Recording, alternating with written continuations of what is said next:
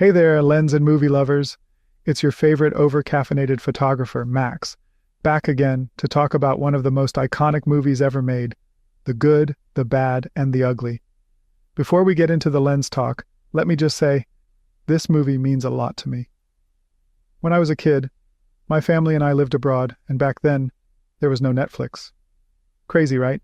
But we had our trusty VHS collection, and this film was the one we all gathered around to watch. Dinner, laughs, and the Wild West. It's a memory that always brings me back to simpler times. Now, out of respect for the brilliant creators of this masterpiece, Sergio Leone, the legendary cast, and of course Ennio Morricone, I'm not using any actual frames from the movie. I don't want to get sued. So instead I've created my own illustrations to give you an idea of how some of the lenses might have been used. These are just my personal guesses, but hey, let's have some fun with it. First up, the wide-angle lens.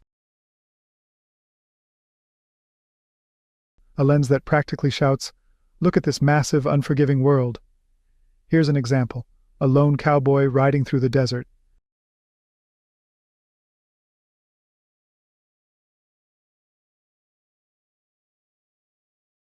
The wide angle stretches the landscape, making it seem endless, while our hero looks tiny in comparison. This lens is all about scale and drama. Then there's the battlefield scene.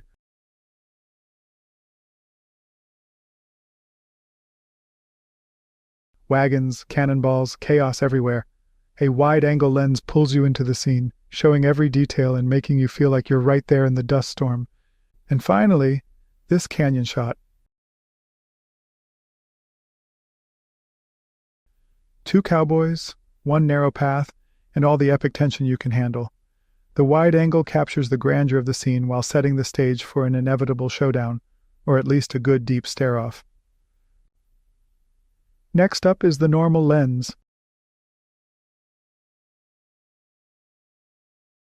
The lens that feels just right. Take this cowboy in the middle of a dusty town.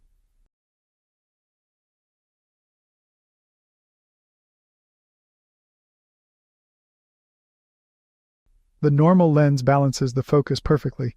You get the grit on his face and just enough background to feel the tension in the scene. Or this shot, a cowboy sitting by a campfire, lost in thought.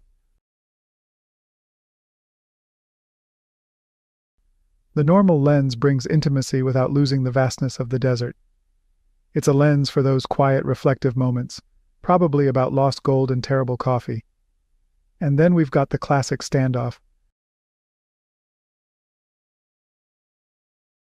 The normal lens captures the suspense perfectly, balancing the characters with their gritty surroundings. It's a lens that doesn't scream. It lets the drama speak for itself. Now let's talk telephoto lenses. The lenses that get up close and personal. Look at this extreme close-up of a cowboy's eyes.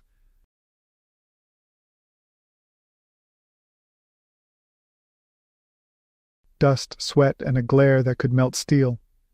This lens is all about the raw emotion, like the camera is whispering, "This is personal." Or this shot, a hand gripping a revolver, ready to shoot.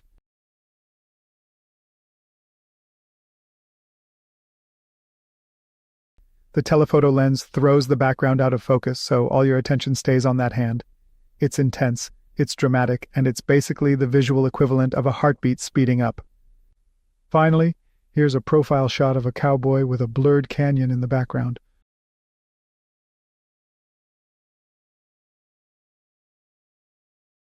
The telephoto gives us a dreamy, soft focus look, perfect for those moments when the cowboy is thinking about sunsets, revenge, or maybe just a nap. Who knows? So that's my take on how these lenses might have been used to create the magic of the good, the bad, and the ugly. Wide angles for the epic vistas, normal lenses for those balanced, gritty moments, and telephotos for the sweaty close-ups. This movie isn't just a visual masterpiece, it's a memory for me. Watching it with my family, hearing the iconic score, and soaking in those epic performances by Clint Eastwood, Lee Van Cleef, and Eli Wallach.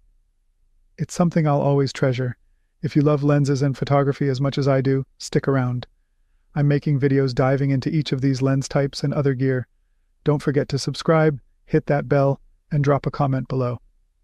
I'd love to hear about your favorite Western or your favorite lens. And remember, if your wallet cries when you buy a lens, just remind yourself, it's not an expense, it's an investment in your soul. Yeah, that's what I tell myself too. But to be honest, I also think if I am going to use it, or if this lens is just going to take dust on a shelf. Until next time, keep your shots sharp, your coffee strong, and your horizons wide.